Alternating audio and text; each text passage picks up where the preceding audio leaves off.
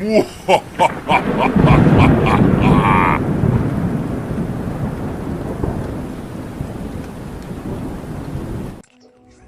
दोस्तों, आशा करता हूँ आप सब बहुत अच्छे होंगे। कहानी अच्छी लगे तो लाइक और सब्सक्राइब करिएगा और बेल आइकन पर ज़रूर प्रेस करिएगा। तो आइए चलते हैं, सुनाते हैं आज की कहानी। गर्मी का महीना, खड़खड़ दोपहरिया। रमेश्वर भाई किसी गांव से गाय खरीद कर लौटे थे। गाय हाल ही की ब्याई थी और तेज धूप के कारण उसका तथा उसके बछड़े का बुरा हाल था। बेचारी गाय करे भी तो क्या, रह रह कर अपने बछड़े को चाट कर अपना प्यार दर्शा देती थी।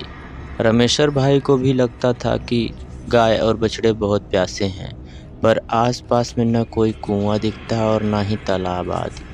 रमेश्वर भाई रह रह कर गमछे से अपने पसीने को पोंछ लेते थे और गाय के पीठ पर हाथ फेरते हुए धीरे धीरे कदमों से पगडंडी पर बढ़ रहे थे। कुछ दूरी पर उन्हें एक बारी यानी बगीचा दिखा। उनके मन में आया कि इस बारी में चलते हैं, थोड़ा सुस्ता भी लेंगे तथा शायद वहाँ कोई गड़ही और इन बोतलों को पानी भी मिल जाए। अब रमेश्वर भाई अपने कदमों को थोड़ा तेज कर दिए और गाय बछड़े के साथ उस बारी की ओर बढ़ने लगे। बारी बहुत ही बड़ी थी और उसमें तरह तरह के पेड़ों के साथ बहुत सारे छोटे बड़े घास फूस भी उगे हुए थे, पर गर्मी के कारण इन घास फूस का भी बहुत ही बुरा हाल था और कुछ सूख गए थे तथा कुछ सूखने के कगार पर थे। बारी में एकदम सन्नाटा पसरा था, कहीं कोई आवाज़ नहीं थी। पर ज्यों ही रमेश्वर भाई गाय बछड़े के साथ इस बगीचे में प्रवेश किए, गाय बछड़े तथा उनके पैरों के नीचे पेड़ से गिरे सूखे पत्तों के आते ही चरर मरर की भयावह आवाज़ शुरू हो गई। यह आवाज़ इतनी भयावह थी कि रमेश्वर भाई के साथ ही गाय और बछड़े भी थोड़ा सहम गए। रमेश्वर भाई अब उसी बारी के भीतर प्रवेश करना उचित नहीं समझे और किनारे ही एक पेड़ के नीचे पहुंचकर रुकना उचित समझे। छांव में उन्हें तथा गाय बछड़े को थोड़ी राहत मिली, पर प्यास के कारण उनका बुरा हाल हो रहा था। वे इधर उधर नज़र दौड़ाए, पर कहीं पर भी पानी नजर नहीं आया।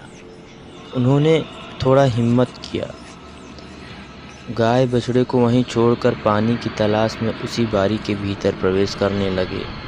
उन्हें लगा कि शायद इस बारी के भीतर कोई तालाब हो, वह भले सूख गया हो पर शायद थोड़ा भी पानी मिल जाए।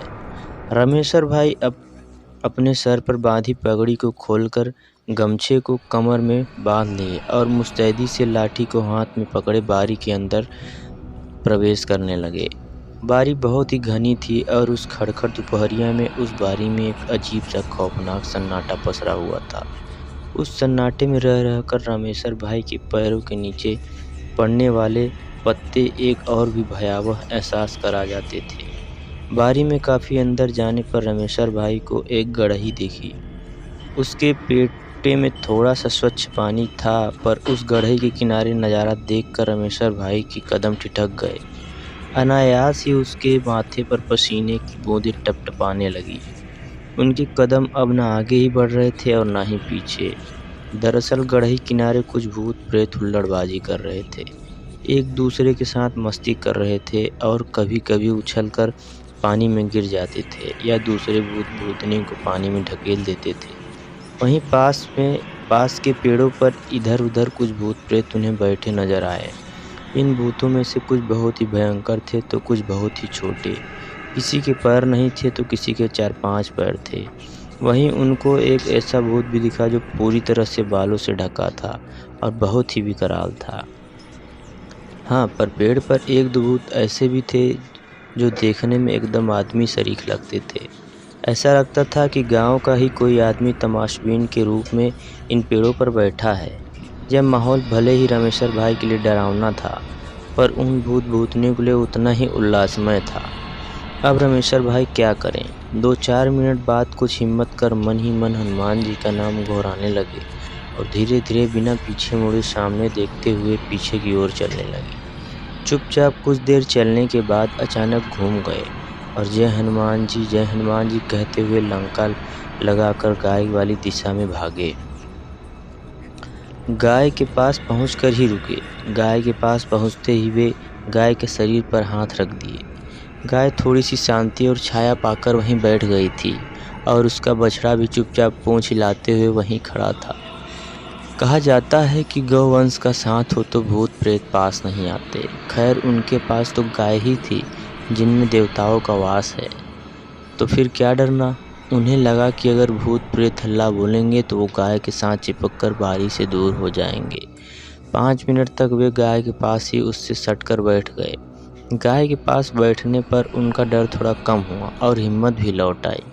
रामेश्वर भाई सोचे कि अरे मैं तो गबरू जवान हूँ, रोज़ पहलवानी भी करता हूँ, अखाड़े में कोई मेरा पीठ नहीं लगा पाता और मैं आज इतना डर गया। अरे इन भूत प्रेतों से क्या डरना, आज मैं हर हालत में इनका सामना करूँगा और देखता हूँ कि ये भूत प्रेत मेरा क्या बिगाड़ पाते हैं। अगर आवश्यकता पड़ी तो इन सबको ललकार दूंगा और दौड़ा दौड़ा कर मारूंगा। दरअसल बात यह थी कि रामेश्वर भाई बहुत ही निडर स्वभाव के थे और अकेले ही रात में गांव से दूर दूर तक घूम आते थे। रात को नहर के पानी से दूर दराज के खेतों को भर आते थे और आवश्यकता होने पर दूर दराज के खेतों में अकेले ही सो जाते थे। कभी कभी तो वो गाय चराने अकेले ही दूर तक जंगल में चले जाते थे। गाय के पास बैठे बैठे अचानक रामेश्वर भाई के जेहन में यह ख्याल आया कि क्यों नहीं गाय और बछड़े को लेकर इस गड़ही के पास चला जाए। हम तीनों को पानी पीने का पानी मिल जाएगा और भूत प्रेतों को नज़दीक से देखने का मौका। उनके दिमाग में यह भी बात थी कि जब गाय बछड़े साथ में है तो भूत प्रेत मेरा कुछ नहीं बिगाड़ सकते। रामेश्वर भाई उठे और गाय का पगहा सहित गरियाव यानी गले में लगी रस्सी पकड़कर गड़ही की ओर निर्भीक होकर बढ़ने लगे। गाय के पीछे पीछे बछड़ू भी चलने लगा। जब ही रामेश्वर भाई गाय को लेकर गड़ही के पास पहुँचे, गाय बछड़ू और उनके पैरों के कारण चरमराते पत्ते आदि से उन भूत प्रेतों के रंग में भंग पड़ गया। सभी चौकन्ने होकर रामेश्वर भाई की ओर देखने लगे। एक बड़ा भूत तो गुस्से में रामेश्वर भाई की ओर बढ़ा, फिर पता नहीं क्यों अचानक रुक गया और पास के ही एक पेड़ पर चढ़ कर बैठा। रामेश्वर भाई निडर होकर गड़ही के किनारे पहुँचे, पर अरे यह क्या, वे तो गाय व बछड़ू पानी कैसे पिएंगे, क्योंकि उनके आगे थोड़ी दूरी पर पानी के किनारे कई सारे डरावने भूत भूतनी खड़े नजर आए।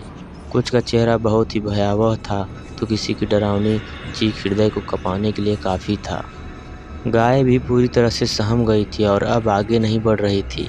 रामेश्वर भाई कितना भी कोशिश करते पर गाय आगे बढ़ने का नाम ही नहीं ले रही थी और भागने का मन बना ली थी। रामेश्वर भाई ने अपनी हिम्मत को बनाए रखा और गाय के गरियाओं को और कसकर पकड़ लिया। अब रामेश्वर भाई एक हाथ में लाठी को भांजते हुए तथा गाय को खींचते हुए आगे बढ़ने की कोशिश करने लगे। वे दहाड़े कि मैं भूत प्रेत से नहीं डरता और इस समय यह जानवर बहुत ही प्यासे हैं। मैं हर हालत में अपनी जान की बाजी लगाकर भी इन दोनों को पानी पिलाने के बाद ही पीछे हटूंगा। पर उधर भूत भूतनी भी तस से मस नहीं होने का नाम नहीं ले रहे थे और कुछ तो अपना गुस्सा दिखाने के लिए पास की डालियों को कूदते फांदते मोटी पतली डालियों को तोड़ते नजर आ रहे थे।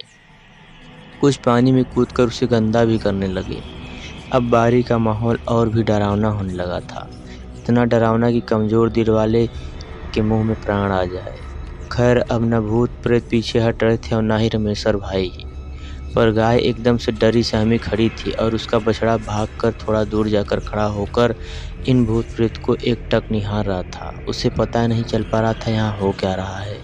अचानक रामेश्वर भाई अपनी ओर बढ़ते एक भयंकर भूत को गाय का पगहा पकड़े पकड़े ही तेजी से आगे बढ़कर पानी में ढकेल दिए और फिर से तेजी से आकर गाय के पास सट गए।